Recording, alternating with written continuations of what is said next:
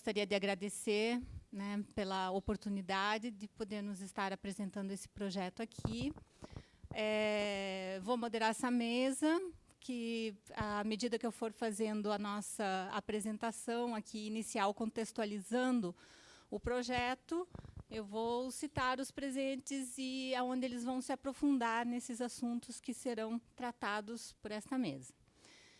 Então, o nosso workshop é interoperabilidade e compartilhamento de acervos em rede, os caminhos propostos pelo projeto Tainacan. Eu vou, então, contextualizar o projeto Tainacan dentro desse tema. Tem um passador? Está aqui? Muito obrigada. Para onde que eu tenho que apontar? Aqui. Opa, ok. Então, os resultados esperados desse workshop, eles são a sensibilização dos presentes e também, né, da nossa audiência pela internet em relação à temática da interoperabilidade e da padronização e do compartilhamento inteligente de arquivos. O reconhecimento da importância da adoção de um software livre e interoperável para a organização, publicação e difusão de acervos, e o estímulo à formação de uma comunidade multissetorial em torno do software livre Tainacan para promover a sustentabilidade do programa, para além desse fomento inicial que está sendo feito através via setor público, né?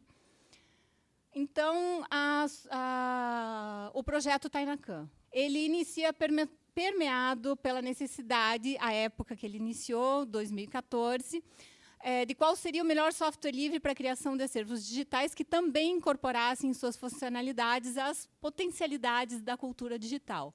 E quais seriam essas potencialidades? Principalmente, né, as formas da inteligência coletiva, viabilizando a gestão de acervos em rede. Então, nós temos ali, na alimentação dos repositórios com novos conteúdos, na curadoria do conteúdo sendo de maior qualidade pela gestão coletiva, em uma melhor descrição do conteúdo na busca, na manutenção, né, do acervo pelos coletivos e na ativação das redes sociais nessas mídias. Então, nesse primeiro momento, nós trabalhamos principalmente com a pesquisa científica, né? A universidade, para atender essa demanda, ela buscou, né, o estado da arte de como aconteciam os acervos digitais à época, e nessas perguntas, que serão aprofundadas pela Adriana Veloso, né, que está fazendo doutorado na e por uma de nossas pesquisadoras do projeto, Daniele do Carmo, vão falar mais profundamente sobre essa questão da pesquisa, tá? Cujas perguntas primeiras foram como comparar os sistemas livres existentes para a produção de acervos digitais e se haviam critérios objetivos e bem estabelecidos para que isso pudesse ser feito, né? Então, foi gerado um artigo, né? Ele pode ser acessado também por essa fonte, né, onde... Quer trocar? Tudo bem.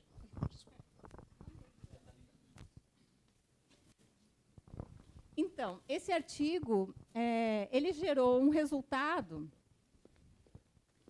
né, em relação às funcionalidades dessa ferramenta, em que todas essas dimensões, né, foram elencadas, foram sistematizadas e seus resultados, né, em quantidade de funcionalidades, né, são apresentados nessa tabela e foram comparados os sistemas em seguida, né, através da segunda pergunta de pesquisa, como os sistemas livres atuais respondem a esses critérios. Então, a princípio, não se pensou em desenvolver nenhuma ferramenta.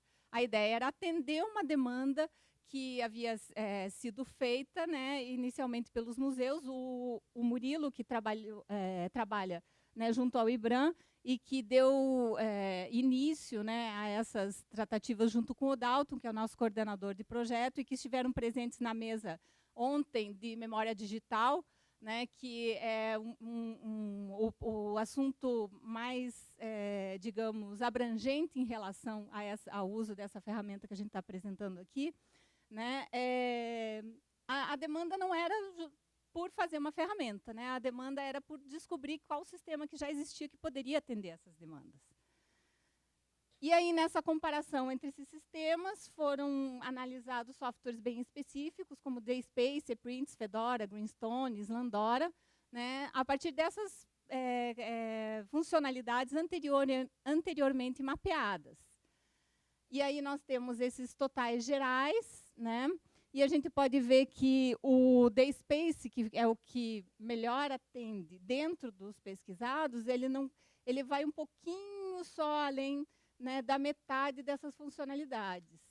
Então, principalmente na questão do sistema de colaboração e interação social, que é a questão relativa a uma potencialidade de cultura digital muito importante para os objetivos, né, que se buscavam através dessas demandas,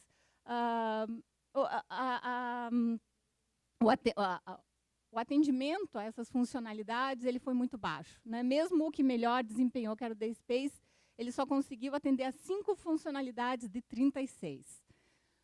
Independente disso, né, por que não adotar o DSpace e desenvolver essa ferramenta, uma vez que ela é livre, né, e ela pode ser baixado o código, etc., né, como uma ferramenta que vai ser adotada por uma instituição pública, deve ser, né, software público, código aberto, etc. Por que não?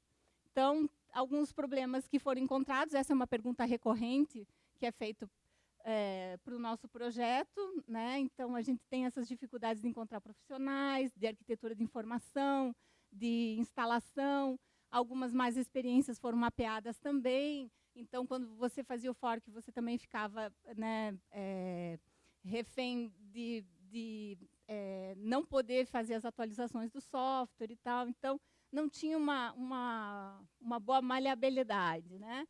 Então, dificultando o movimento de democratização do povoamento dos acervos. Qual a solução para a obtenção de uma ferramenta de fácil aprendizado, instalação e configuração de desenvolvimento, afinal de contas? Então, ao invés de se buscar uma solução específica para acervos, buscou-se customizar uma solução já existente de CMS, que já possuísse a maioria dessas funcionalidades. Então, o WordPress, né, verificou-se que atendia a essas funcionalidades, e a primeira solução desenvolvida pelo projeto Tainacan foi um tema específico para o WordPress. Nisso entrou principalmente a parceria com o Museu do Índio, que o André vai falar mais especificamente dessa parceria, né, e das funcionalidades e do tratamento de dados que foi feito para o Museu do Índio, né, e da migração após também para o novo Tainacan, e da revista Filme e Cultura. Tá, opa, acho que avançou demais aqui. Desculpa. Uai. Ele se perdeu aqui. Não, mas é que ele não está indo. Espera aí, só um pouquinho. Ele está... Ok. Museu do Índio. E agora ele não está indo para frente. Agora foi. Ok. Essa é uma página do Museu do Índio, né, do antigo Tainacan, e a revista Filme e Cultura, né, que também tem o primeiro Tainacan. Então, depois de se examinar as novas necessidades, percebeu-se que só o tema não dava conta de atender a todas as funcionalidades e foi proposta uma nova refatoração, onde entrou o plugin e o tema, que o Léo vai falar melhor sobre essas questões do novo Tainacan, essa nova cara do Museu do Índio, né, só para vocês perceberem como que está a nova interface, o Léo vai se aprofundar nisso. E a questão da interoperabilidade, né? A demanda pela interoperabilidade dos acervos, dos diferentes domínios arquivísticos, ela é pautada por essa possibilidade de integração dos conteúdos diversos via web. Então, é um cenário que propicia inovação no acesso e no processamento das informações de patrimônio cultural pela sociedade. Aqui, a questão daquilo que é hoje, né, a cobertura das informações e serviços existentes no mundo. O Murilo né, vai falar um pouco melhor sobre isso, porque ele esteve, né, em várias, enfim, opa, voltou aqui, vários eventos ao redor do mundo aí falando sobre essas questões, mas isso da interoperabilidade, o Léo acho que vai também comentar, né? Essa questão da interoperabilidade e as parcerias institucionais futuras, que o Daniel também pode comentar aonde que o setor privado pode ter uma maior abrangência em relação ao nosso projeto. Tá? Caminhos da ferramenta,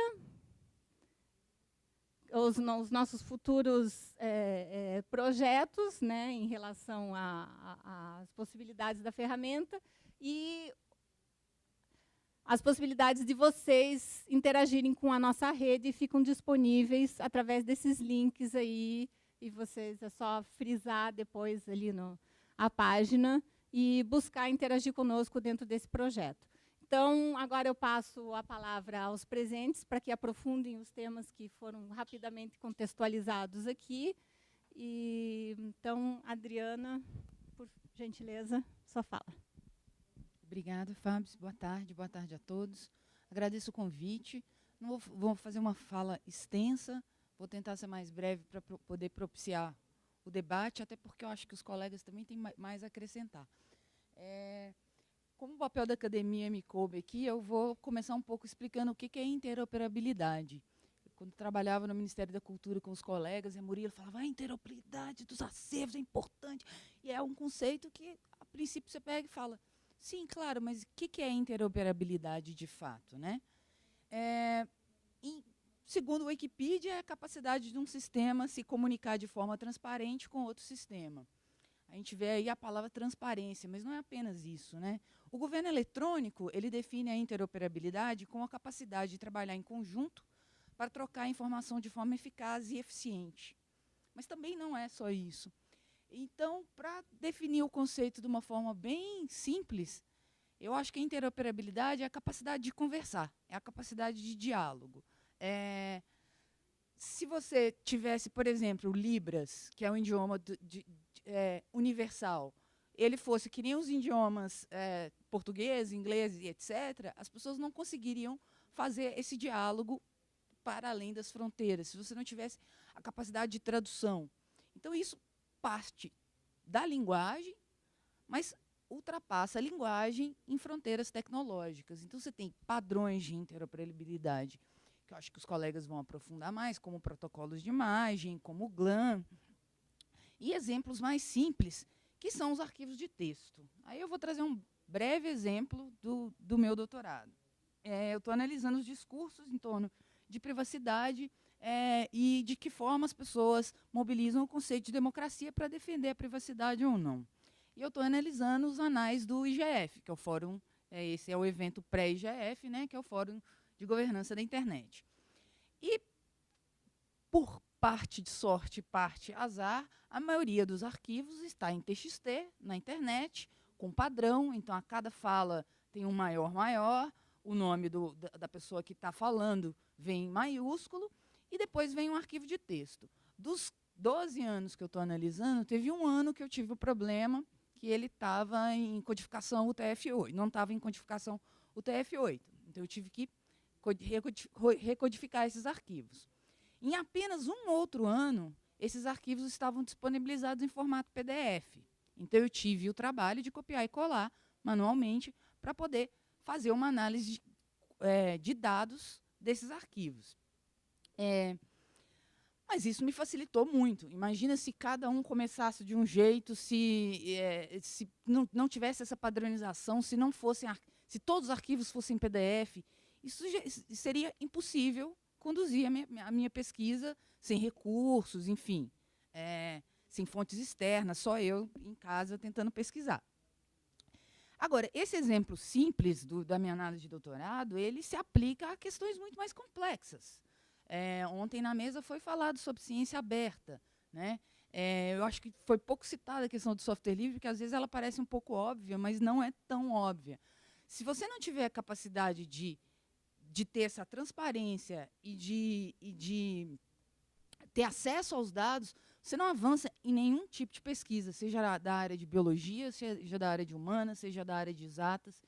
E, por isso, eu destaco novamente a importância do software livre, porque se você não consegue ter acesso a esse código e a transparência que esse sistema consegue dar, você não consegue aplicar a interoperabilidade nem de imagens, nem de textos, nem da própria ciência, né?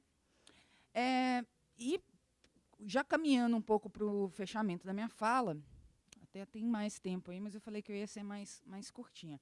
Eu destaco a questão da importância dos dados abertos. Ontem, pela manhã, teve uma mesa em que a apresentadora, pesquisadora do CETIC destacou que cerca de 90% dos arquivos do governo federal é disponibilizado no formato PDF. Isso inviabiliza certos tipos de pesquisa, isso dificulta muito a transparência. Então, assim, os formatos abertos, eles não são importantes apenas para a pesquisa e ciência, eles são importantes para a inovação, para a resolução de problemas, o que me leva um pouco a pontuar questões breves que surgiram também na mesa ontem, como machine learning. Então, se você não tem acesso aos algoritmos que estão fazendo essa aprendizagem de máquina, você não sabe se essa aprendizagem está indo por um viés ou não. Você não sabe de que forma está reproduzindo alguns tipos de desigualdade ou preconceito. E o mesmo pode ser dito sobre esse processamento de Big Data e mecanismos opacos de análise de dados. Então, assim, para fechar um pouco a questão da interoperabilidade, eu sabia que eu ia agarrar em algum momento, você foi a primeira, destacar a importância desses formatos abertos e pontuar como o Tainacan é uma solução em software livre, que tem acho que o pessoal vai mostrar mais as telas, que tem uma interface extremamente fácil de usar, extremamente fácil de aprender, e que é uma solução que consegue colocar esses diferentes acervos em diálogo. É isso. Obrigada, gente.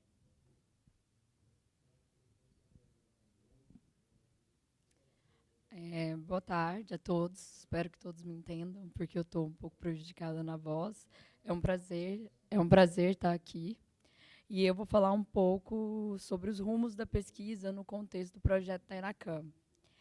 É importante ressaltar que nós somos uma rede de pesquisadores que fazemos parte desse projeto, que a gente desenvolve os estudos e pesquisas de forma colaborativa. Então, os resultados dos artigos que eu vou citar têm a mão e a cabeça de todos, né, todos nós. E nós somos de diversas áreas do conhecimento, desde a área de computação até a área de humanidades. Eu, por exemplo, sou licenciada em História, mas desenvolvo pesquisas no âmbito do projeto Tainacan. Minha fala vai ser um pouco no sentido de caracterizar o problema, que seria do compartilhamento de acervos em rede, e falar um pouco sobre alguns rumos futuros, né, de pesquisa do projeto Tainacan. Na sociedade contemporânea, o patrimônio cultural digitalizado tem que se tornar um ativo muito importante para diversas frentes da sociedade, diversos setores da sociedade, em especial para a pesquisa relacionadas aos estudos culturais e para as humanidades. A formação dessas grandes bases de dados sobre os objetos culturais criam possibilidade de desenvolvimento de novos métodos de pesquisa que nos ajudam a compreender melhor a cultura e suas dinâmicas sociais, e também desenvolver novos métodos de pesquisa que nós chamamos hoje, a gente abarca esses novos métodos baseados em bases de dados, em recursos computacionais, sob o termo humanidades digitais.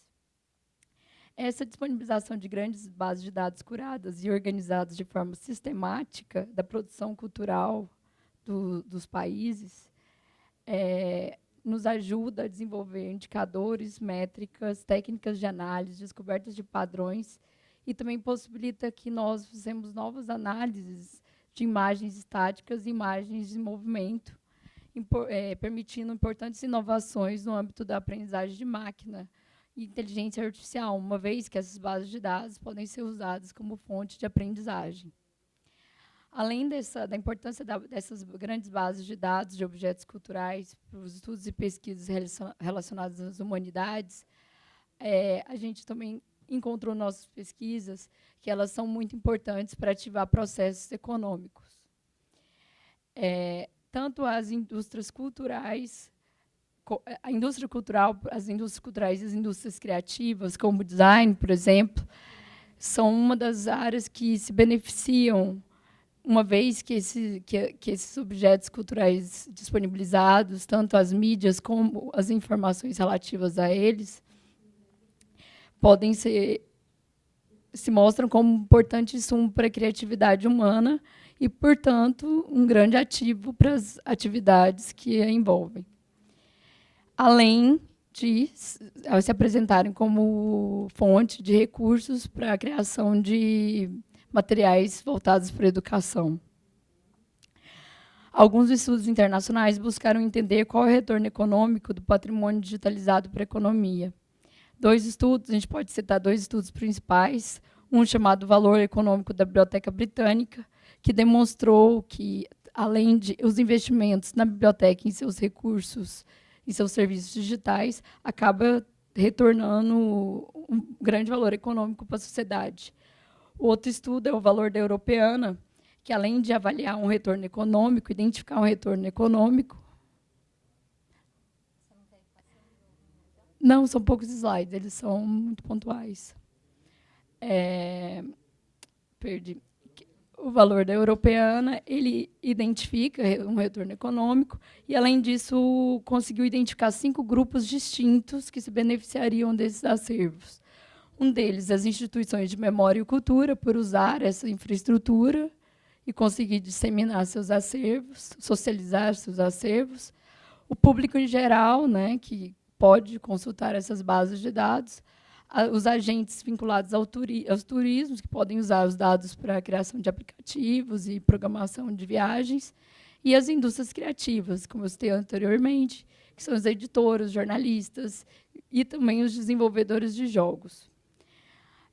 Mediante análise desses estudos, é evidente os ganhos e benefícios que as grandes bases de dados e objetos digitalizados do patrimônio cultural podem trazer para a sociedade.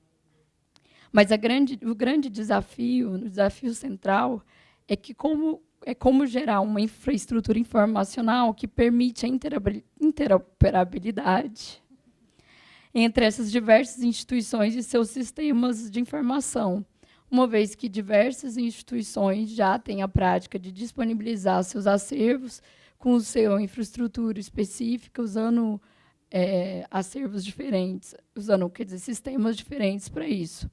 Então, como a gente ainda permite essa prática descentralizada e, ao mesmo tempo, consegue agregar esses acervos? Esse é o grande desafio que se propõe.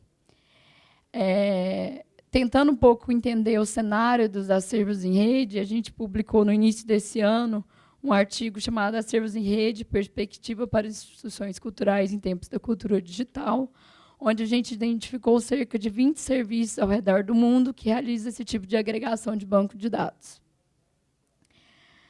Um dos principais é a Europeana, que gera uma infraestrutura que permite uma ampla interoperabilidade de diferentes tipos de sistemas de informação, envolvendo diferentes modelos conceituais, linguagens documentárias, regras de catalogação e padrões de metadados. Isso a gente está falando de integração de mais de 3.500 instituições, e cada uma com seus próprios padrões, e diferentes padrões, dependendo se é museu, arquivos ou bibliotecas.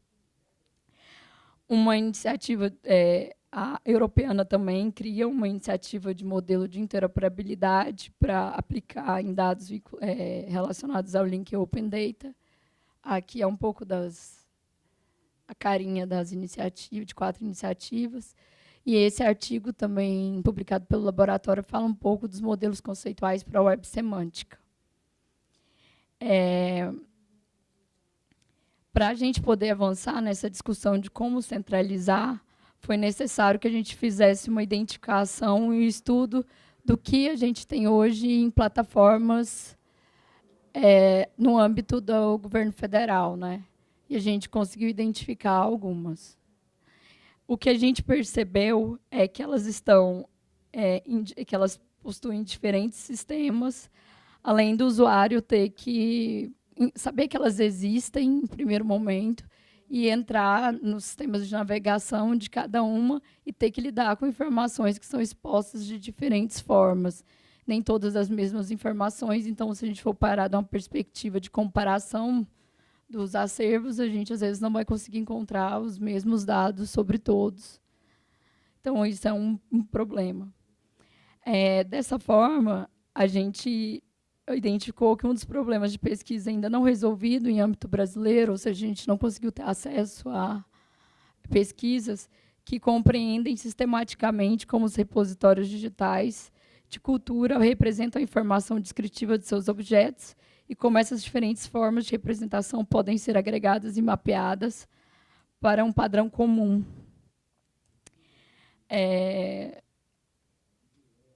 A gente também notou, por meio de uma pesquisa nossa, que em breve será publicada, a gente percebeu que a maioria desses fornecem dados para coleta via protocolos abertos, que são tradicionalmente já utilizados, e que, portanto, seria conceitualmente seria possível coletar os dados desses repositórios, estudar seus modelos e padrões e avançar na possibilidade de agregar os mesmos num só ambiente onde os pesquisadores e os usuários poderiam ter acesso a eles. E é exatamente tentando resolver essa pergunta, né, que é como agregar essas informações, oferecendo um único ponto de acesso para a busca e recuperação da informação dos repositórios digitais de objetos culturais, que nos pretendemos encaminhar para as futuras pesquisas. E a gente pretende atuar em duas áreas, especificamente. Uma que é na organização e representação da informação, que é entender como eles são representados e como a gente pode, de certa forma, harmonizar essa representação, criando uma forma de poder interoperar eles e colocar eles disponíveis, padronizados numa fonte única de consulta, e construir um modelo tecnológico para isso. Então, a gente espera, com o desenvolvimento dessas pesquisas, ampliar o potencial de acesso à cultura brasileira digitalizada, ofertando um único ponto de acesso que agregue diferentes repositórios, categorias de acervos, tipos de mídias e temas culturais de amplo interesse. Essa é uma das frentes da nossa pesquisa, que é importante ressaltar que, além disso, nós estudamos também em relação a outros temas relativos a acervos em rede, também sobre a presença das instituições culturais na internet, como elas se relacionam com esse ambiente, além de estudar elementos para a possibilidade de construção de políticas institucionais e até a possibilidade de uma construção de uma política nacional sobre esse tema. E é isso. Obrigada.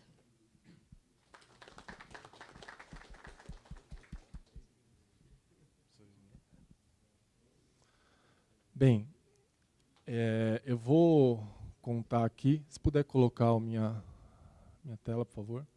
Eu vou contar aqui um pouco de um trecho da experiência, né, que a gente vem tocando com o Tainacan. Acho que é um processo relativamente complexo, que não envolve só um software, e sim, em muitos momentos, envolve diferentes tipos de conhecimento, diferentes membros. A gente tem uma equipe grande trabalhando com o Tainacan, e a gente também, nesse processo, a gente foi aprendendo muita coisa. A gente foi mudando a estratégia a cada mês aí do projeto, porque a gente foi encontrando problemas que a gente não tinha previsto inicialmente. E quando a gente fala que em interoperabilidade, o que eu vou mostrar para vocês é o trabalho de base, o trabalho de arrumar a casa para que a interoperabilidade ela possa acontecer. Então, como é que isso vem sendo feito? A gente tem, então, o software Tainacan, mas tem uma série de parceiros, né? O maior deles hoje é o IBRAM, o Instituto Brasileiro de Museus. A gente está com a Funarte também. A gente está com a FUNAI. E eu vou falar mais aqui desse projeto com a FUNAI. Quando a gente pensou inicialmente o Tainacan, a gente ainda não tinha entrado em contato com a realidade das instituições. Quando a gente começou a entrar em contato com a realidade das instituições, a gente começou a perceber que teria que ter um trabalho de ajudar a essa instituição a muitas vezes transformar aquela base de dados dela, que poderia estar, a gente encontra essa base de dados em PDF, em ficha de Word, em softwares que às vezes são soluções caseiras da instituição e que estão dando problemas, ou softwares que eram utilizados para outras coisas, e softwares que deveriam ser utilizados para outras coisas, mas estão sendo utilizados como uma base de dados para o museu. Então a gente tem esse trabalho de retirar esses dados de lá, e principalmente uma ação grande que a gente vem fazendo é a ação de tratamento desses dados usando um software chamado OpenRefine. Basicamente, o OpenRefine ele é um software para você trabalhar com dados bagunçados. Acho que essa é a melhor tradução. E ele vem preencher aí uma lacuna que antes você tinha. Então, o programador que sabia, através de linhas de comando, através de programação, corrigia a base de dados, e ele não conhecia a base de dados. E você tinha a pessoa que conhecia a base de dados, mas não tinha noções de programação para poder fazer esse tipo de correção. Eu vou fazer aqui uma pequena demonstração. Eu acho que o OpenRefine tem uma série de recursos, mas esse daqui resolve aí 90% dos problemas que a gente vem encontrando nas bases de dados. Esse daqui é uma base do Museu do Índio. Essa base a gente está trabalhando para passar para o Tainacan, são 20 mil itens, é uma coleção importantíssima. Uma das coleções, acho que se não a mais importante, é uma das mais importantes coleções no Brasil de artefatos indígenas. A gente pegou essa base, ela estava num software chamado PHL, que é para bibliotecas, e quando a gente pegou essa base, a gente começou então a iniciar o tratamento dela por meio do OpenRefine. E o que ele faz? Então o que vocês estão vendo aqui, na verdade, é a base de dados, né? Cada coluna aqui seria um campo, um metadado. E essa daqui é a versão 0 que chegou para a gente. Ela está bruta do jeito que ela foi encontrada. Então aqui eu tenho esse campo V17 aqui, é o responsável pela guarda. Eu deveria encontrar aqui somente o nome de duas instituições, que é o Museu do Índio e o Museu de Lille, na França. Então nós temos peças no Museu do Índio e Museu de Lille. Quando eu venho aqui, o OpenRefine permite que eu trabalhe com facetas. Eu peço para ele montar uma faceta de texto, e ele vai fazer uma análise de todos os termos encontrados nessa coluna e vai me jogar aqui. Logo de cara, então, eu vejo que a minha previsão era encontrar aqui 2 termos e eu encontrei 61. Por quê? Porque não era um vocabulário controlado. Então, tem desde informações erradas aqui a, por exemplo, variações no nome da escrita do museu. Então, eu tenho aqui 15.509 Museu do Índio escrito correto e o resto com variações. E ele me permite, por meio de algoritmos, analisar esse texto e, de uma maneira visual, eu poder fazer esse trabalho de normalização. Então, o que ele está me mostrando aqui? Que tem todas essas maneiras de escrever Museu do Índio, ele está me perguntando qual é a correta. Eu simplesmente venho aqui, vou fazendo essa análise, escolhendo, eu aumentei a tela, então o botão aqui de finalizar ele está abaixo aqui. Quando eu terminar, eu vou ter esses dados normalizados. A minha expectativa é, então, essa daqui é a última versão da base. Eu não sei se eu tenho orgulho ou vergonha de ser a versão 37, porque a gente trabalhou muito nela. Eu estou mostrando aqui o básico, a gente mexeu com material, a gente mexeu com referência bibliográfica, e ele também tem a possibilidade de eu pegar campos que são multivalorados, dividir esses dados e ir normalizando. Então, aquele campo que antes eu tinha 67 termos, hoje eu venho aqui e eu encontro somente, então, 2 termos. Cada vez que eu estou triste com a situação política do país, eu venho aqui, abro essa base e olho para esse campo, que ele me dá uma alegria. Assim. Eu estou olhando bastante. Diariamente eu venho aqui e abro essa base. E a gente foi fazendo isso, então, em todos os campos. Então, esse é um processo que a gente não estava previsto e ele levou meses. Porque, claro, eu não posso fazer isso de maneira arbitrária. Todo esse trabalho foi feito junto com a museóloga do museu, em horas, não só em reuniões, em horas e horas de trabalho lado a lado para se tomar decisões do que deveria ser feito ou não com cada um desses metadados. Tudo isso para conseguir, então, subir isso no Tainacan e eu poder utilizar todos os recursos que o Tainacan me oferece. Então, se eu tenho possibilidade, que vocês estão vendo aqui, é o que o usuário final vai ver, essa coleção está para ser lançada em breve.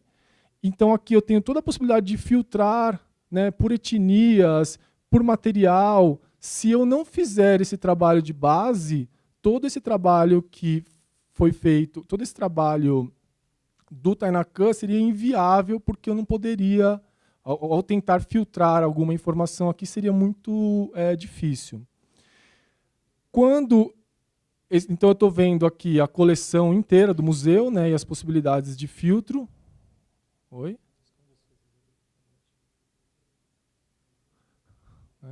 E aí, quando eu clico em um item, eu tenho a possibilidade de ver essas fotos principais, as imagens em anexo e o conjunto de metadados tratados aqui. Então, alguns deles viraram links, né, que eu trato como taxonomia, e eu posso ver o conjunto de itens agrupados ao redor desse campo.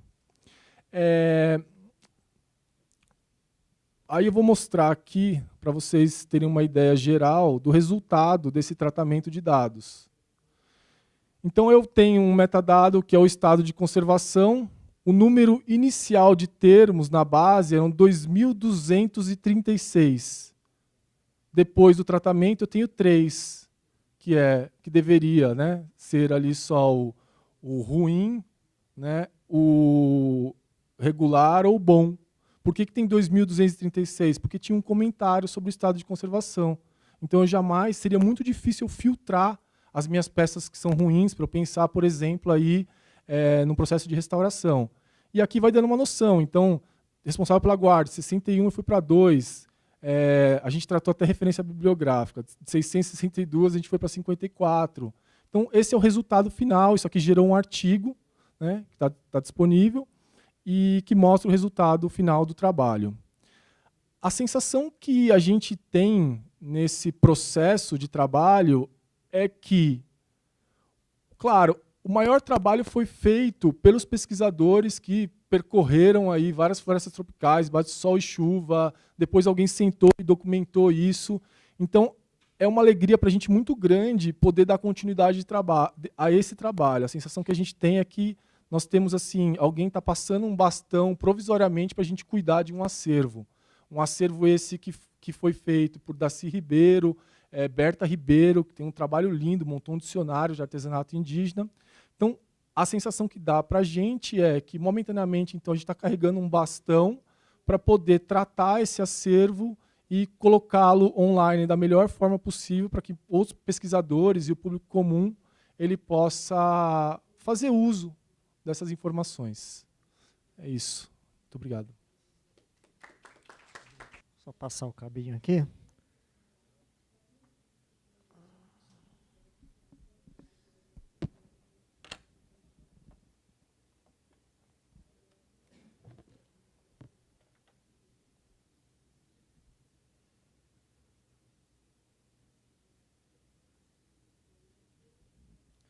Ó, de primeira, hein? Fala se não é raro isso. Bom, boa tarde a todos. É um prazer estar aqui no fórum. Eu sou o Léo Germani. Eu estou agora como pesquisador aqui do Media Lab da UFG, como coordenador de desenvolvimento do Tainacan. E acho que a minha função aqui na mesa é ir um pouco para o detalhe, para mostrar um pouco mais a ferramenta no detalhe. Eu vou fazer uma apresentação breve assim da ferramenta, mas com ênfase na questão da interoperabilidade, com a expectativa de também no debate poder tirar dúvidas específicas sobre funcionalidade, sobre os caminhos que a gente está seguindo. Começar só mostrando aqui um pedaço do nosso site, o tainacan.org, onde a gente apresenta um pouco o projeto. Aqui a gente tem um roadmap que fala as funcionalidades que a gente está trabalhando. Então, se tiver curiosidade, assim, o caminho que a gente está seguindo e também tiver ideias e sugestões para a gente trabalhar, seria muito bacana. Aqui um pouco a interface de administração do Tainacan. Então, aqui eu estou editando uma coleção, e aqui é uma das principais funcionalidades do Tainacan e que caracteriza ele, que é o seguinte: quando eu crio uma coleção, eu posso criar os meus metadados, ou seja, a ficha do meu objeto. Como que eu vou classificar? Ele vai ter título, vai ter descrição, vai ter uma categoria. Eu posso criar os campos que eu quiser para descrever os objetos do meu acervo. Essa flexibilidade e facilidade de fazer isso, que parece trivial, né, no mundo da internet hoje em dia, é um diferencial muito grande do Tainacan em relação a outros softwares de acervo digitais, e, ao mesmo tempo, uma heresia para alguns setores da ciência da informação. Porque, de fato, se a gente for pensar em interoperabilidade, como é que você vai interoperar acervos que têm conjunto de informações completamente diferentes? E é isso que a gente vem pesquisando. A gente sabe que a padronização dos campos é um caminho, e a gente valoriza isso, já vou mostrar, mas a gente sabe também que muitas vezes isso não funciona. A gente conhece casos de instituições, por exemplo, de ensino, que têm acervos semelhantes, acervos de teses ou de trabalhos acadêmicos, que usam o mesmo padrão de metadados e ainda assim não conseguem cruzar, porque usam o padrão de maneiras diferentes, com convenções diferentes. Vamos usar esse campo aqui para colocar, na verdade, outra coisa. Isso é muito comum, dado ao engessamento das ferramentas, de você ir subvertendo elas. Mas a gente permite, por exemplo, na hora que você for criar uma coleção, ao invés de criar uma coleção do zero, aqui, quando eu crio nova coleção, eu tenho a opção Dublin Core, por exemplo, que é um padrão bastante conhecido de metadados. Então, ao criar uma coleção assim, essa coleção já vem num padrão, então já sugiro que a pessoa use um padrão que vai ser mais interoperável no futuro. E se eu, por acaso, criei uma coleção sem seguir nenhum padrão, vamos abrir uma qualquer aqui, por exemplo, essa aqui, eu tenho a opção, a posteriori, de, ao editar os metadados da minha coleção, mapear eles para um padrão conhecido. Então, por exemplo, aqui eu vou mapear os metadados da minha coleção para o Dublin Core. Então, eu vou dizer, no Dublin Core, o que é título na minha coleção vai ser esse aqui. E assim eu posso mapear. Então, eu tenho a opção de apresentar a minha coleção tal qual ela é, tal como eu entendo, ou a minha coleção num padrão mapeado. Mas a gente acha que isso é insuficiente. Um dos caminhos que a gente está seguindo é pesquisar um pouco da web semântica. A Dani pincelou isso. Eu queria só mostrar um exemplo rápido aqui de coisas, por exemplo, essa aqui é uma página de uma experiência que a gente fez da listagem da coleção do Museu do Índio, filtrando os itens da etnia Kayapó. Quando a gente conseguiu linkar isso, por exemplo, com a Wikidata, que é a versão dados semânticos da Wikipédia, né, uma iniciativa da Fundação Wikimedia, eu consigo, por exemplo, enriquecer essa página com outros dados que existem lá sobre o Kayapó. Então, por exemplo, nomes alternativos, a população, e mais do que isso, consigo ligar isso e falar, olha, o Kayapó na Biblioteca do Congresso Americano é esse link aqui, você pode ir lá. Então, a gente percebe que existe uma possibilidade de interoperabilidade também pela semântica das coisas. Então, independente de qual é o campo que aparece aqui ou o campo que aparece lá, mas se os dois significam a mesma coisa em uma base comum de conhecimento, a conexão e a interoperabilidade pode ser feita por aí. Isso é uma pesquisa, isso é ponta, a gente não está sozinho nisso, a gente vê movimentos no mundo fazendo isso, mas é uma coisa super nova que a gente está pesquisando. E aí vale dizer, pincelando um pouco da mesa anterior, que é o seguinte, enquanto a gente está discutindo interoperabilidade, como é que vamos integrar, o mundo inteiro, incluindo nós mesmos, estamos usando o Google. E o Google está fazendo isso de alguma maneira. Você busca lá, ele está interoperando, né, um monte de acervos diferentes e trazendo isso numa busca única. E existem outros players, como a Wikipédia, que são muito importantes, né? Ontem o Murilo trouxe isso. Dentre os 5 maiores players mais importantes sites da internet, a Wikipédia ela tem um papel diferenciado, que ela não é uma empresa, ela é uma fundação com outro tipo de finalidade. E na hora que ela lança o Wikidata, ela deixa de ser apenas um produto, mas ela nasce como uma iniciativa de ser a base de um ecossistema de web semântica, e aí tem um outro papel nessa ligação. Então, assim, a gente, enquanto pensadores de internet aqui no Brasil, precisamos pensar como nos relacionar com essa iniciativa, para que, se a gente está pensando nisso como uma infraestrutura de interoperabilidade para o nosso conhecimento gerado não só cultural, mas de toda a natureza, e a gente percebe que a web semântica pode ser uma base para essa conversa, é crucial que a gente participe da conversa sobre essa estrutura. E a conversa sobre essa estrutura envolve, por exemplo, a Wikidata e uma iniciativa como a Wikimedia. Meu tempo já está bastante avançado, eu queria mostrar rapidamente. Essa é uma coleção que a gente vai lançar esse ano também, vocês estão vendo em primeira mão, uma coleção de 100 pinturas do Museu Histórico Nacional.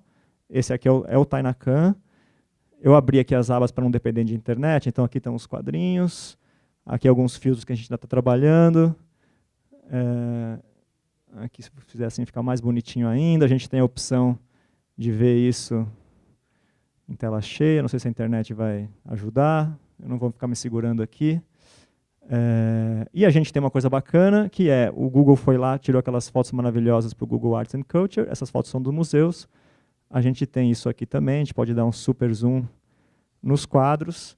E isso daqui a gente usa uma tecnologia de interoperabilidade que eu queria explorar rapidamente, que é o IIIF, IIF, em português eu vou falar I3F, não sei se não há consenso sobre isso, que é muito legal, que é, olha só, isso aqui é só mostrar o Tainacan, tem as facetas, com o número de itens em cada faceta, enfim, a gente está...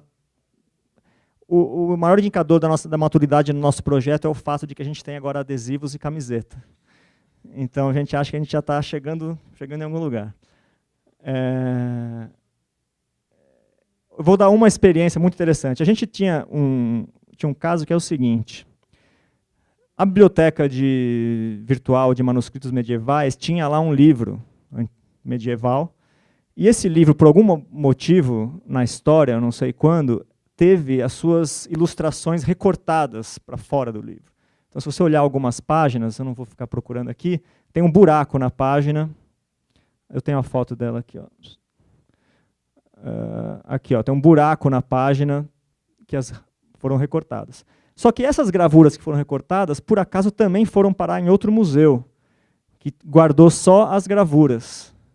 E esses dois museus publicaram essas imagens na web num padrão interoperável, usando o I3F, e isso permite a consulta dessas imagens através de qualquer pessoa, sem necessidade de entrar no site. Tem uma API que você permite fazer buscas e buscar a imagem no tamanho que você quiser, posicionar ela não sei o que, na tela e tudo mais.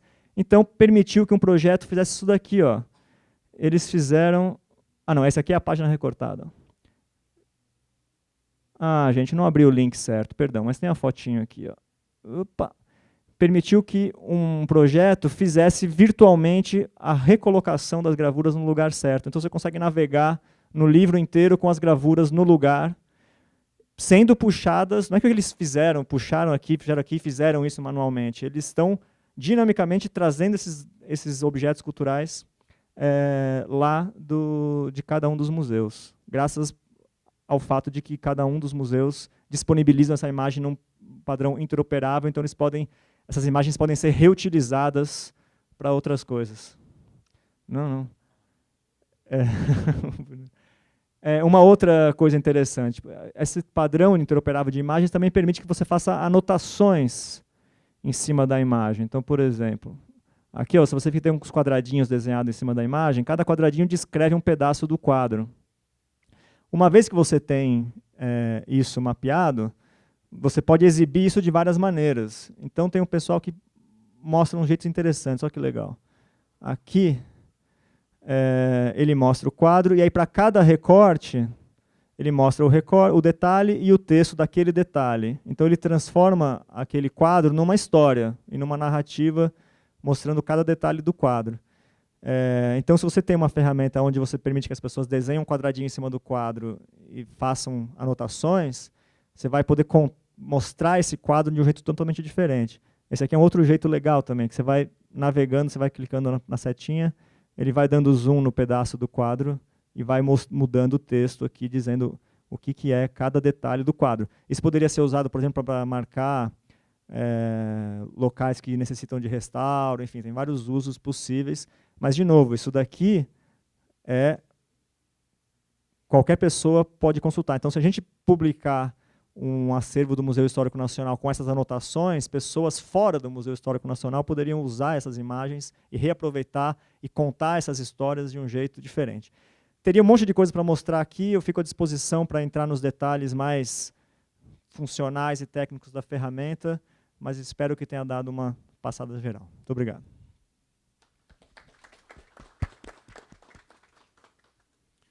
Bom, gente, eu vou, acho que talvez entrar na parte chata aqui, falar um pouco de política, ou seja, como é que a gente... Por que a gente chegou nisso, né? Quando eu era mais novo, eu falava da parte mais legal. Não sei. Mas, enfim, retomando até um pouco do que a gente falou ontem, ou seja, o que levou a gente a pensar em dizer que interoperabilidade seria a palavra-chave, né, de um projeto como esse?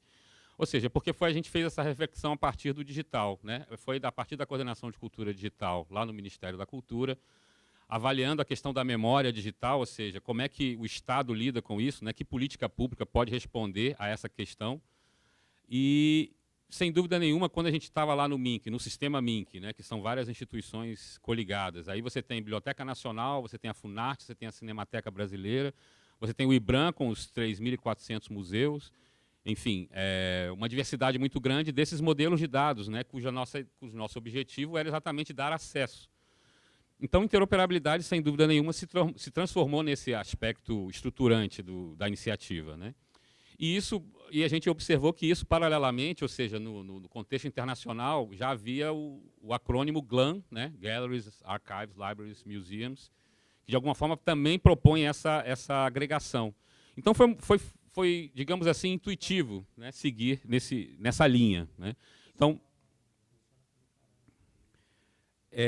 nesse sentido, o MINC observou o que vinha acontecendo no mundo, e foram feitas algumas iniciativas, né? Eu mencionei ontem também o edital de cultura afro, que já tinha esse objetivo de criar um caso, né, onde você estaria digitalizando acervos da cultura afro, desses diferentes domínios de interoperabilidade, arquivos, bibliotecas, museus, vídeos, né, cinema, e colocar isso num ambiente interoperável, né? Foi a partir desse desafio que surgiu essa aproximação aqui com o Media Lab, da UFG, e que então surgiu que inicialmente com outros nomes, mas depois vindo a ser o projeto Tainacan, especialmente a partir de 2015. Né?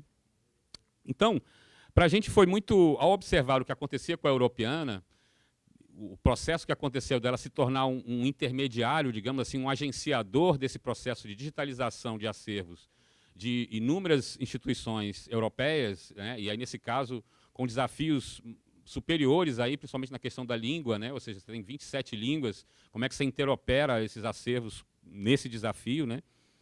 E o que a gente observou, principalmente numa colaboração muito íntima com a Europeana, foi que, com o passar do tempo, vinham surgindo novas oportunidades de serviços, né, que a Europeana podia vislumbrar a partir dessa atuação dela, de agenciadora desse processo de digitalização, serviços comuns que poderiam ser realizados com uma certa economia de recursos, né, mas que atendia aquelas instituições de uma forma muito interessante. Né, e não somente isso, mas, e talvez o ponto principal, a noção de que o momento em que você coloca esses vários repositórios, esses vários acervos de cultura para dialogar entre si, que você criava uma outra camada de possibilidades, né? Seja no campo pedagógico, seja no campo da pesquisa, seja no campo da multimídia, das indústrias criativas, ou seja, essa infraestrutura, digamos, que proporciona o diálogo dos acervos em rede, criava quase uma outra classe, digamos, de atuação para essas instituições de memória. A gente chegou, e aí falando já da minha chegada no IBRAM, ou seja, saindo do Ministério da Cultura e chegando no Instituto Brasileiro de Museus, o que a gente observou em termos de impacto disso lá entre esses especialistas foi realmente o vislumbre de quase uma outra carreira, né? Ou seja, de passar de um momento em que você está gerenciando um acervo local, né, para o momento em que você publica aquele acervo e ele passa a ter conexões com diversos outros acervos. Né? Eu gosto de lembrar muito de uma frase forte que o pessoal da Europeana usou há uns anos atrás, que era o momento em que eles estavam fazendo uma campanha junto a essas instituições para que elas abrissem seus conteúdos, seus acervos. Né? Porque sempre tem nos museus especialmente, aquela tendência a querer guardar, a se sentir o protetor daquele acervo. Né?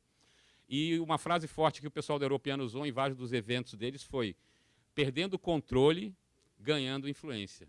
Né? Ou seja, para esses profissionais, ou seja, eles realmente estavam perdendo o controle, abrindo as suas coleções para que fosse feito aquilo que o próprio o cidadão, né, interessado tivesse na sua cabeça. Né?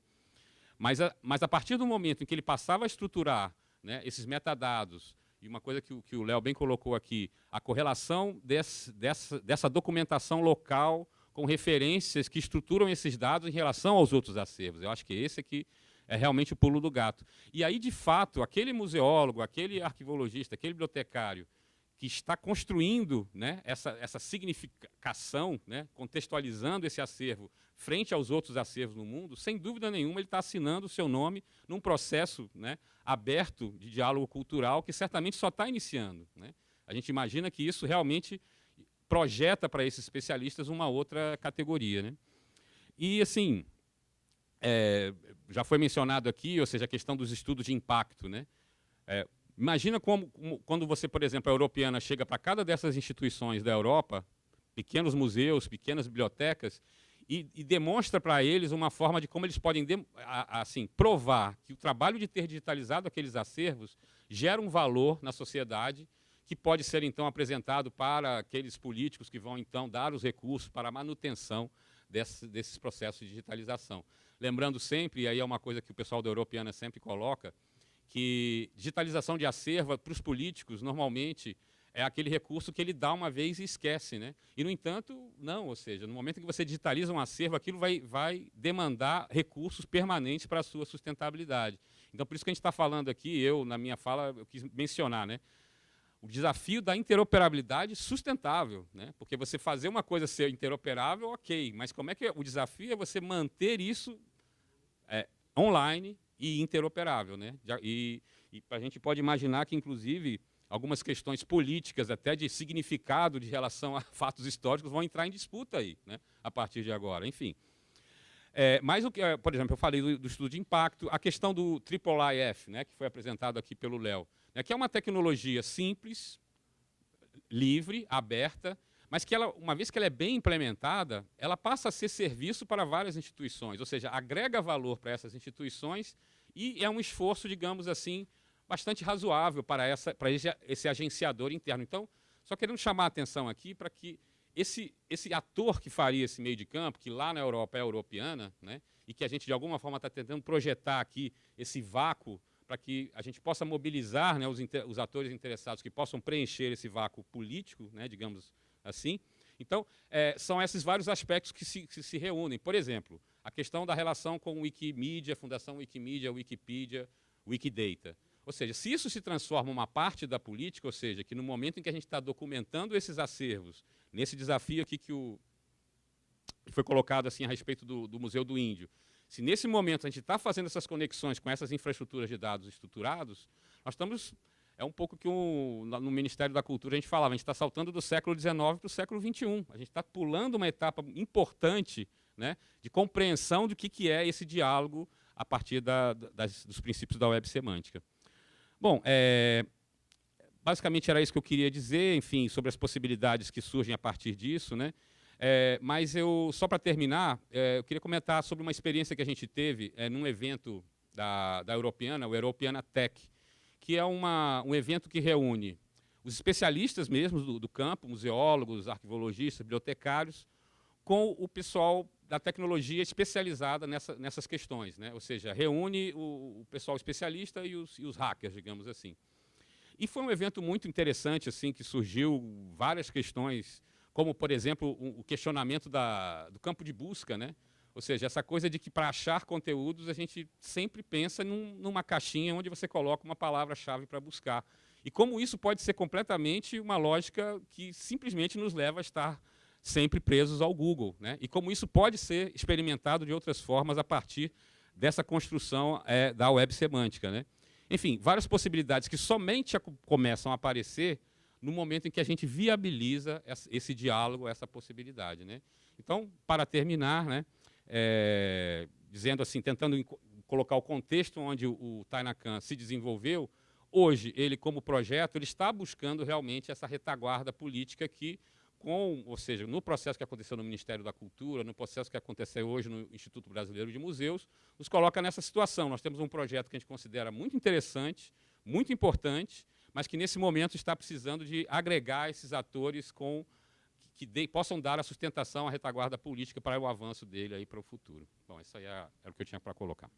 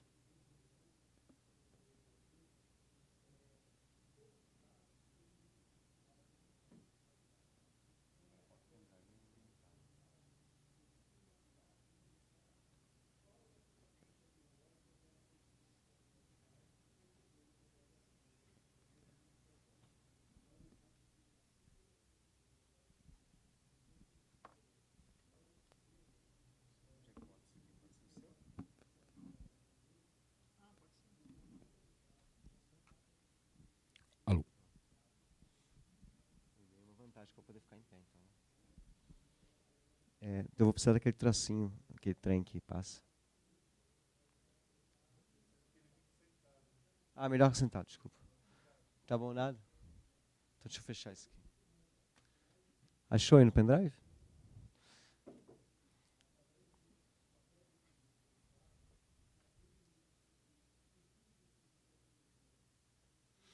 É isso aí. Deixa eu ver se vai funcionar de passar. Não, eu vou pedindo para ele passar. Tranquilo. Gente, boa tarde. Meu nome é Daniel, faço parte da cooperativa EITA. Agradeço o convite aí para participar dessa mesa. Está interessantíssimo, dá vontade de falar sobre um monte de assunto, porque é um pouco o DNA nosso discutir esses assuntos que a gente foi colocado até agora, né? Então, foi pedido para a gente falar um pouquinho da importância do Tainacan para a iniciativa privada e para a economia solidária, né? Que é um pouco onde a gente está. Aí eu botei 5 eixos para apresentar. Então, primeiro, o que é a economia solidária? A gente trabalha em 3 dimensões, né? Eu sou de uma empresa, uma cooperativa, que é com finalidade econômica e sem fins de lucro. Aí todo mundo fala assim, é impossível viver sem lucro. Não, lucro é roubo. Então é possível você viver economicamente, viver do seu trabalho, sem ser uma ONG, sem ser do poder público, mas ser do setor privado, sem fins de lucro. É o que nós fazemos desde 2011. A economia solidária se traduz na dimensão econômica através da autogestão, em contraste à heterogestão, ou seja, sem patrão nem empregado.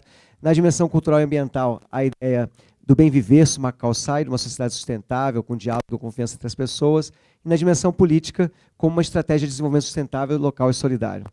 Então, a gente que pode se organizar como empresa, como cooperativa, grupos informais, associações, enfim. Vamos reorganizando a economia com outras possibilidades. E os setores principais que a gente tem no Brasil são esses aí que estão apresentados. Eu tive que ser tudo muito rápido. Sobre nós, da cooperativa, também vai ser rápido. EITA é o nome da nossa cooperativa. Educação, Informação e Tecnologia para a Autogestão. A gente foi criado aí, formalmente, nos formalizamos em 2011 e vamos muito bem, obrigado. Ou seja, não está faltando cliente, não está faltando trabalho, inclusive estamos abertos para aportes de novas pessoas para trabalhar com a gente. Somos uma cooperativa de trabalho pautada pelos princípios e práticas, principalmente da economia solidária, do software livre e também dos dados abertos e protocolos de interoperabilidade. O nosso objetivo é desenvolver tecnologias da informação para poder apoiar pautas progressistas, que hoje é palavrão, né? Direitos humanos, justiça social, justiça ambiental, em apoio a ações de universidades, movimentos sociais e outras entidades da sociedade civil. A gente faz o que é errado, segundo o Sebrae, nós escolhemos os nossos clientes. Aqui são alguns deles, né? Então a gente já fez trabalhos, né, para redes como a Caritas Brasileira, o Fórum de Economia Solidária, Base, a Articulação Semiárido Brasileira, um trabalho bem bonito que a gente fez com Cisternas, Greenpeace, a ANA, a Articulação Nacional de Agroecologia, o MST, a Associação Brasileira de Agroecologia, assim por diante. A Fiocruz, que a gente está fazendo bastante trabalho com eles agora. Bem, aí agora a gente começa a entrar no assunto. Como é que a gente pode trabalhar dados abertos e protocolos de interoperabilidade como pilar para um modelo de negócio na iniciativa privada? Então, um pouco o desafio que a Fabs trouxe para mim. Então, a primeira coisa que a gente tem que entender é que a informação ela pode ser vista a partir de 2 paradigmas de valor. A informação tem valor, mas ela pode ser vista com valor pela sua exclusividade, que é na lógica da patente, da propriedade intelectual, que a gente vê isso muito forte na indústria farmacêutica e na produção de softwares proprietários, ou então na sua partilha, o valor da informação na sua partilha, que é a geração de processos sistêmicos, de construção de inteligência coletiva. Nós apostamos no segundo paradigma. A gente acredita que ele é mais econômico, tanto do ponto de vista financeiro, como também de recursos materiais, porque você compartilha processos e etapas de um trabalho de construção. O que a gente vê de importante para a gente trabalhar com o modelo de negócios, os dados abertos e protocolos, né? Primeiro, cada novo contrato que nós fazemos com o novo cliente, na construção e especificação do produto que nós vamos desenvolver, a gente sabe que no momento que a gente fecha esse contrato, a gente está ampliando o acervo de dados da sociedade. Vejam que interessante. Eu fiz um trabalho específico para um determinado cliente, mas no final eu estou tendo como resultado agregado uma ampliação de dados abertos disponibilizados para o conjunto da sociedade.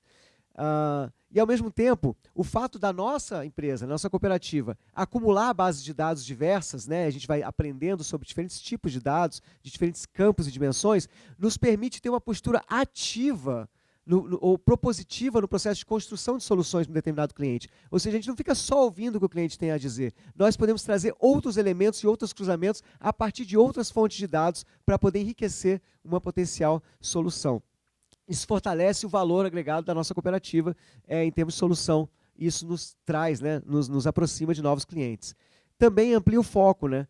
Em vez de a gente ficar apenas focado numa solução específica, a gente começa a gerar as bases, como aconteceu com o Wikimedia, né, o Wikidata. Você vai gerando as bases para poder fomentar a capacidade que outros agentes, outras empresas, outras instituições possam gerar novas soluções. Ou seja, você começa a gerar um campo de batalha, entre aspas, saudável, com igualdade de condições, para que se possa ter uma competição saudável que nos incentiva na criatividade e na geração de novos aplicativos, novas plataformas, novos softwares e tudo mais. Então, do ponto de vista de modelo de negócios, tem sido bastante bem sucedido para nós. A gente percebe que os protocolos de interoperabilidade, que é um processo que nós vivemos muito, né? A gente usa o OpenRefine, a gente também tem orgasmos quando a gente reduz de 900 campos para 3 campos. Inclusive, a gente trabalhou com PDF, né? de dados de grandes empresas, proprietários do Brasil, que lá tudo era PDF, e nós tivemos que gerar uma fase de ligação entre elas. Adivinha qual era? O CNPJ. Ou seja, uma coisa imbecil, né? Mas que não é feita. E nós fomos os primeiros a fazer isso e descobrimos quem estava por trás da JBS. Até o Estadão teve que vir falar com a gente para saber, mas de onde vocês descobriram isso? Ué, a gente foi ligando e descobrimos, né? Não é o filho do Lula. Mais uma coisa.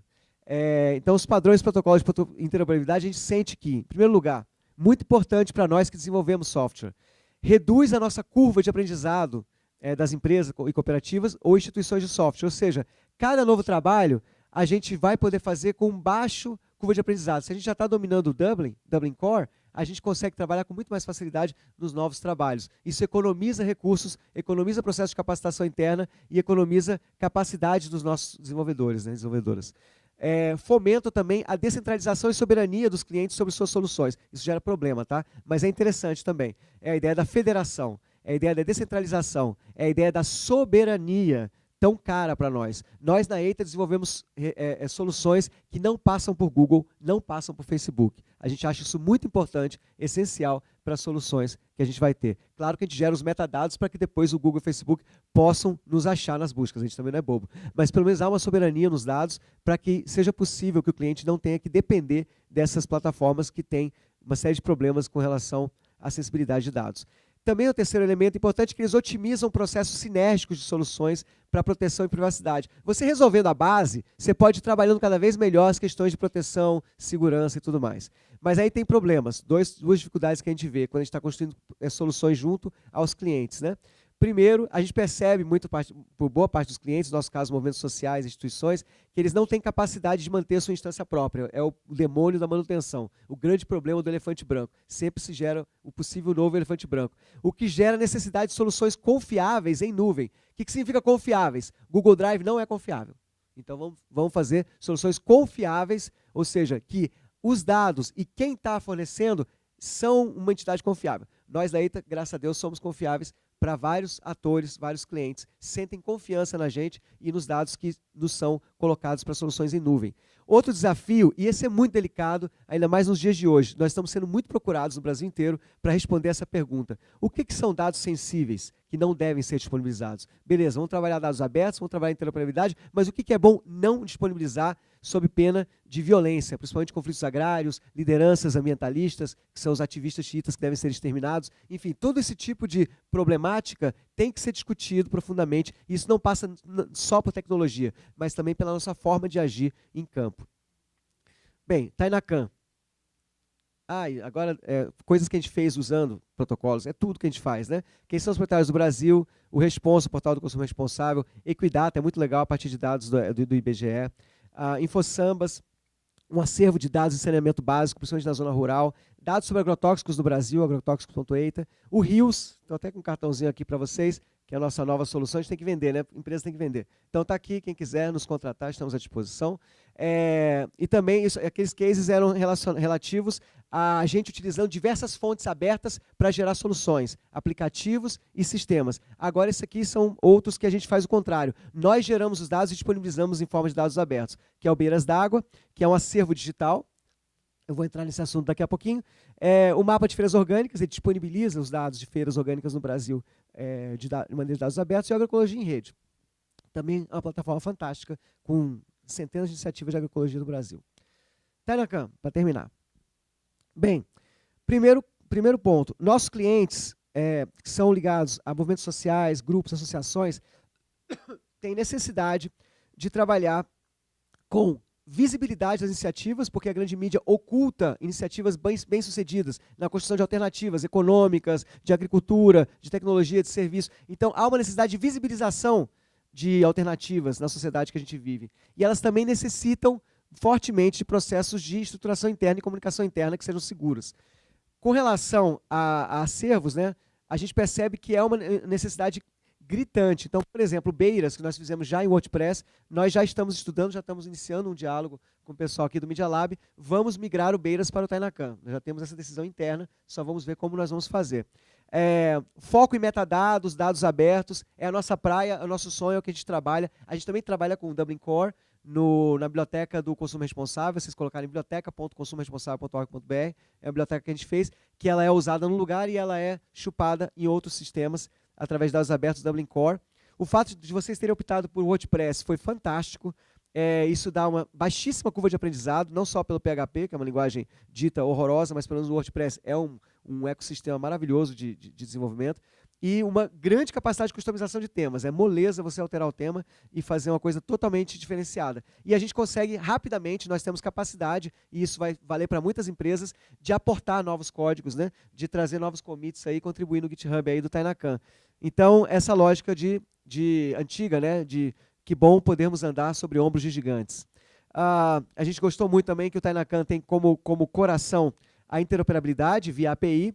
E isso aí, a gente tem o Rios, que eu não tive tempo de falar, que é a nossa solução mais forte que nós temos hoje. E nós queremos também trazer o Tainacan como uma da nossa jabuticaba, que a gente tem uma jaca que gruda todos os pontos, que também é uma jabuticaba, a gente poder trazer o Tainacan como um elemento de explicitação pública de documentos que não sejam de dados sensíveis, principalmente de acervo digital. Estou terminando, gente.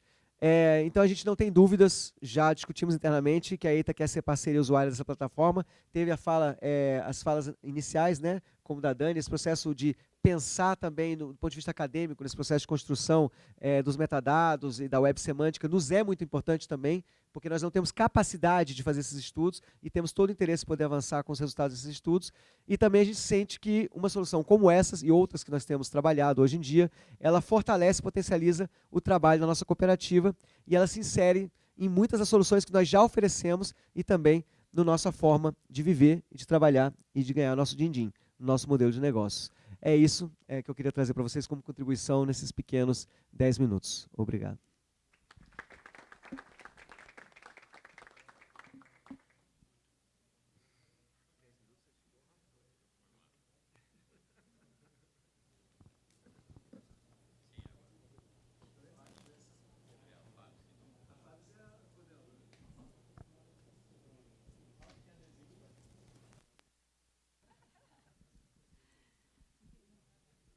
Nós vamos abrir agora, então, para perguntas, né? Então, a gente pede que as pessoas façam no microfone, por gentileza. Olá, eu vim fazer rápido que eu vou embora. Infelizmente, não vou poder ficar até o final. Queria dar parabéns para vocês. Já tinha conversado com o Murilo, meu nome é Priscila. Eu trabalho com educação aberta na cultura digital já faz 10 anos. E eu quero me candidatar igual o Eita, para também ser parte do Tainacan. A gente tem um referatório, na verdade, que não é um repositório, foi feito em WordPress. Então, a gente indica REA, que são recursos educacionais com licenças abertas, para as pessoas buscarem por áreas do conhecimento, por disciplina, por tipo de mídia.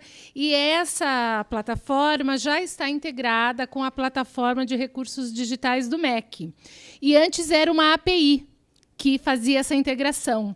E foi mudado para o DSpace e deu um tilt total. Agora a gente não sabe como fazer, se a gente incorpora o WordPress. E aí eu acho que o Tainacan pode ser uma solução bacana para a gente também fazer parte dessa nova ideia aí que vocês estão trazendo. Então, chama relia.org.br. E aí eu queria ver se vocês puderem entrar, olhar a gestão, dar uma olhada, como que eu faço para me candidatar a ser parte aí do projeto? Entra nas nossas redes, entra primeiro de tudo na nossa lista lá de discussão, que a gente continua. Ganha adesivo, por favor. Quem fizer pergunta ganha adesivo. É isso aí. O software livre, né, ele já é um bem público, né, ele já está disponível. Então, ok, entra na nossa comunidade, que um dos objetivos dessa mesa é fazer uma comunidade em torno da ferramenta, para além de qualquer dos usos multissetoriais que são propostos aqui, né? Então, eu acho que o primeiro passo para alguém que queira conhecer mais profundamente a ferramenta é entrar na lista de discussão, porque a gente quer formar realmente essa estrutura de rede para que ela possa se sustentar independente de qualquer um dos setores que estão representados aqui nessa mesa.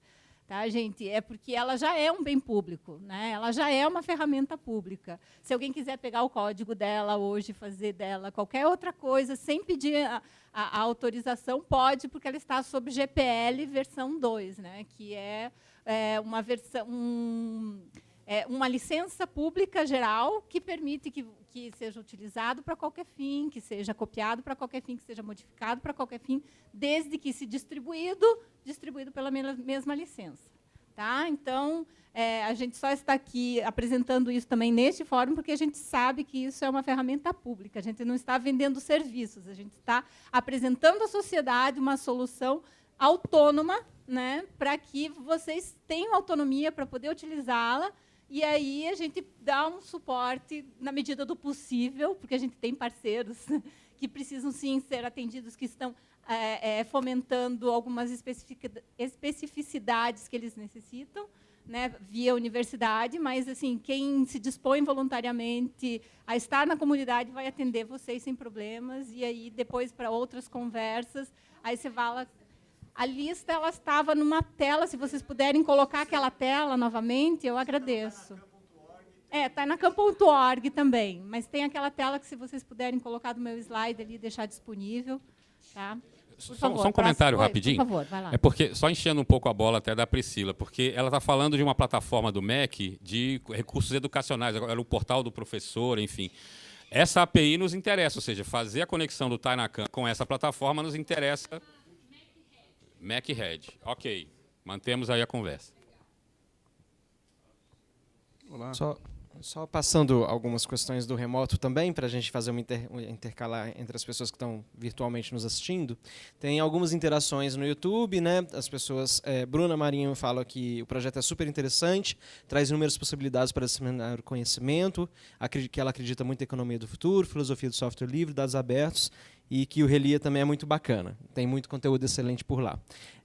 Tem uma pergunta simples, introdutória para a mesa, e que eu acho que pode ser rapidinha ser respondida, que é: o que significa a palavra Tainacan?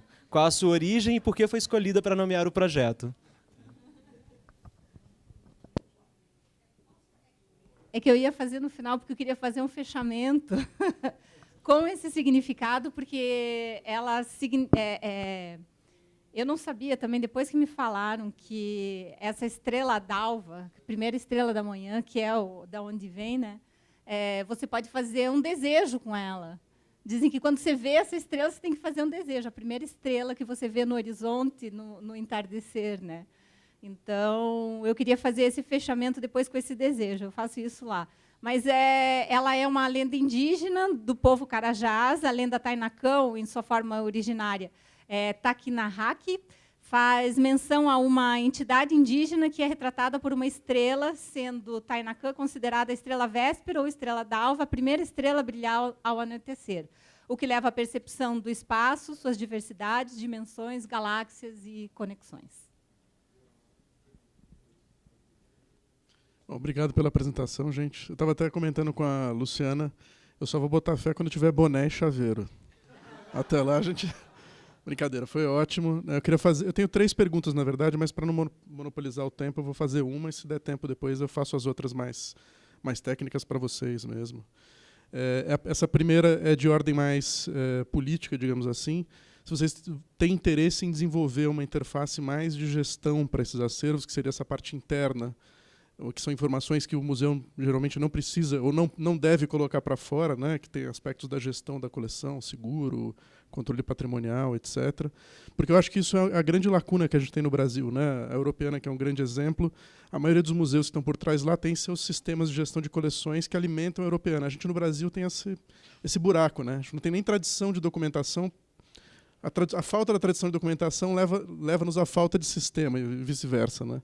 Então tem um buraco aí. Eu queria saber se a ideia de vocês é que o Tainacan também passe a ocupar esse pedaço aí, completando esse ciclo, né, do processo de gestão da informação nos museus. Não sei se a gente faz um bloco e depois responde, ou... Melhor? Melhor. Olá. Também queria parabenizar a mesa. Acho que é a primeira vez que eu consigo, de fato, assistir uma apresentação com as pessoas diretamente envolvidas com o Tainacan. E, na verdade, eu tenho 2 questões. Acho que elas são bem interrelacionadas e têm a ver com essa pergunta do Gabriel.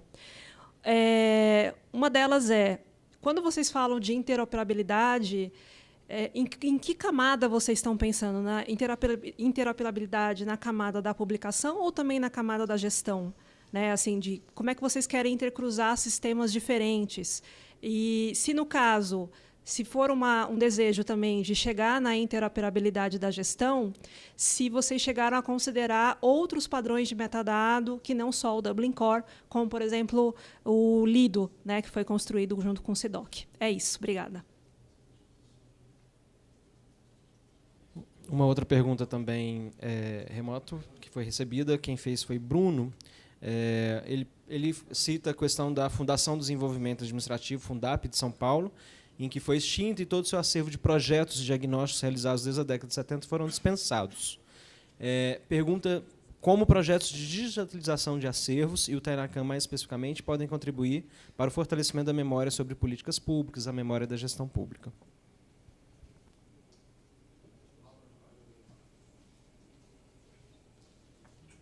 Boa tarde a todas e todas. Bacana a mesa aqui, também poder estar com todo o pessoal que está trabalhando.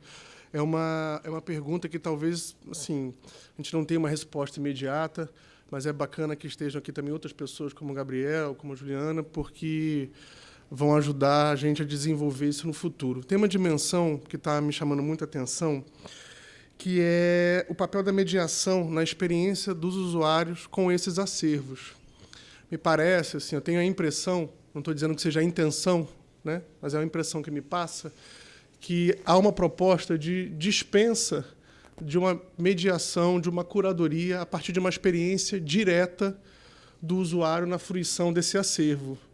Só que esses acervos de diferentes instituições, diferentes momentos da história do Brasil, eles, para se revelarem, até para a gente poder estabelecer algumas conexões com eles, eles demandam uma mediação. Por exemplo, qual o sentido da Constituição de 1988 para o processo de abertura democrática que começa no Brasil no final da década de 70? O próprio fato de estabelecer essa pergunta me pressupõe que eu tenho um background anterior para poder, então, ler os acervos com essa intencionalidade, né? Então, assim, a gente está trabalhando, posso dizer que a gente é uma comunidade que vem caminhando junto ao longo dos anos, né? Bastante preocupados com as dimensões técnicas e os problemas de infraestrutura das instituições, mas, dado que a gente está vivendo no país agora, me parece que recuperar também uma discussão de como é que esse processo de constituição da memória vai se relacionar com esses novos conteúdos, essas novas ferramentas, acho que é importante, apesar de não ser o objetivo primeiro da discussão hoje aqui.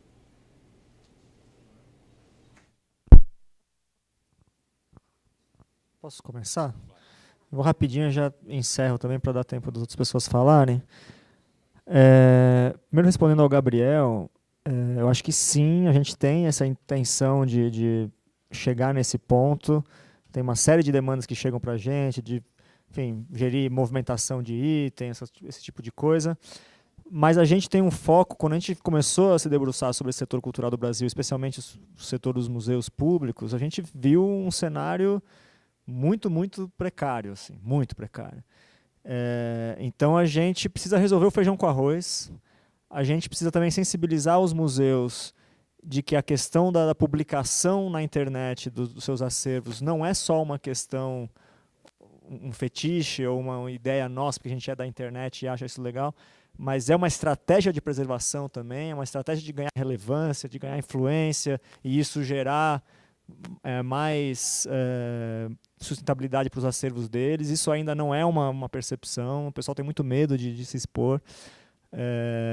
De qualquer maneira, indo para o lado mais técnico, o Tainacan, a gente tem se preocupado muito em seguir um pouco da filosofia do WordPress e deixar ele bastante modular e tentar deixar ele na sua versão principal, resolver um problema muito bem resolvido e permitir que a gente aí crie funcionalidades extras. Já tem algumas, por exemplo, que a gente está vendo que é workflow de publicação, né, cai numa revisão, esse tipo de coisa, irem como plugins e como coisas que podem ser desenvolvidas à parte por nós ou por qualquer pessoa, e por ser WordPress é muito fácil de achar desenvolvedores para fazer isso. Então a gente também não quer inflar ele, deixar um software que resolva 1 milhão de coisas e você vai ter lá um monte de funcionalidades que você nunca usa, deixar ele enxuto e ir desenvolvendo adicionais para ele.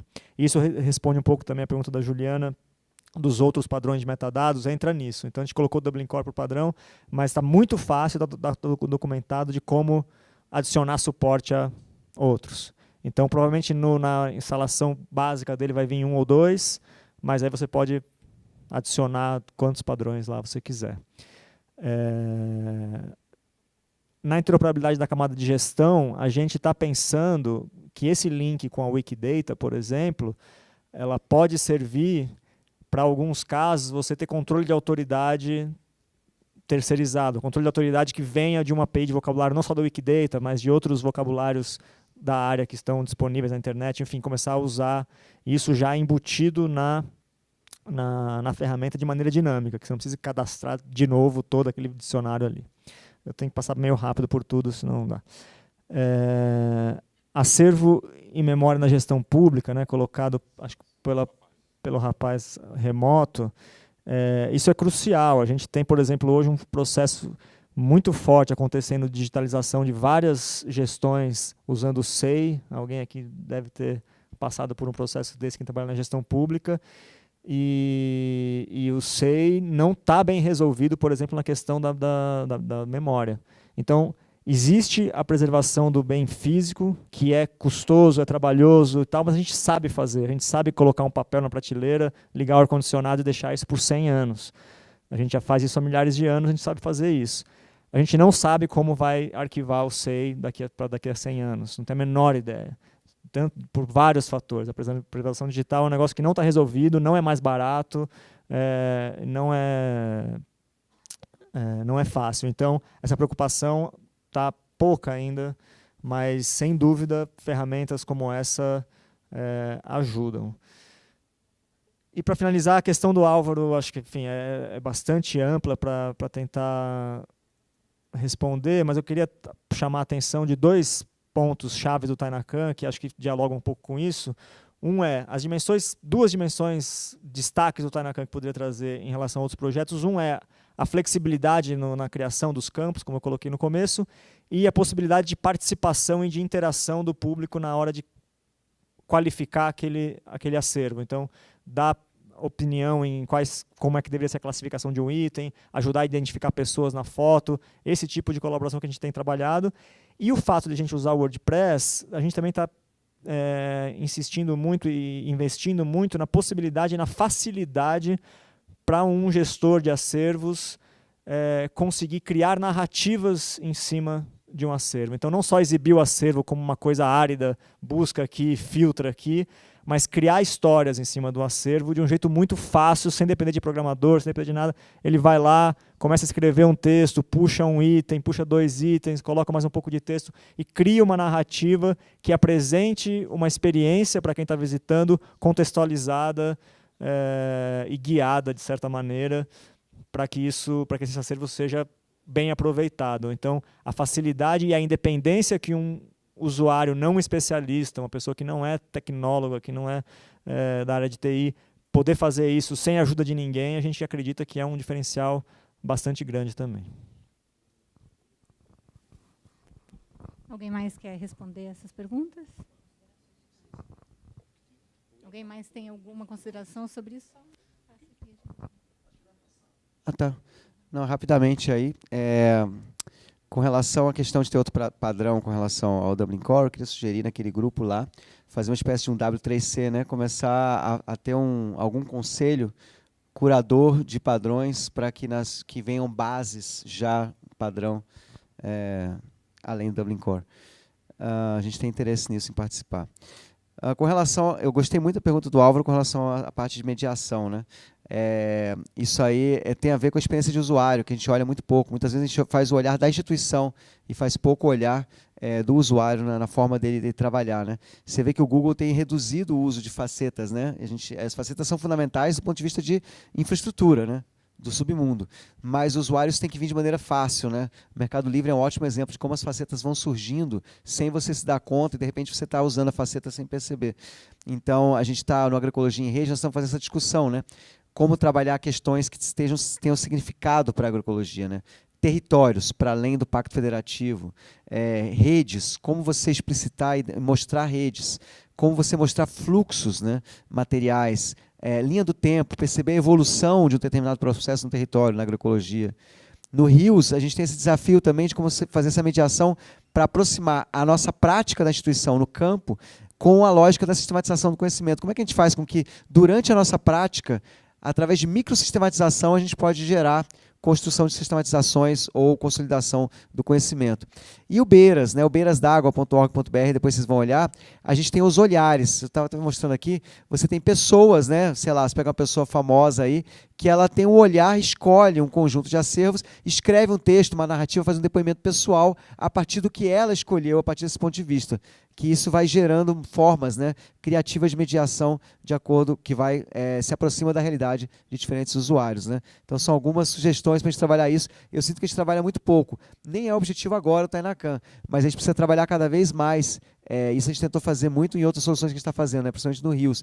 A partir do usuário, e aí chegar aos processos de síntese, e não o contrário. A gente sempre olha de cima o poder, né, querer ver todos os dados coligados, interligados. Mas vamos olhar também de que maneira isso é prático para o usuário.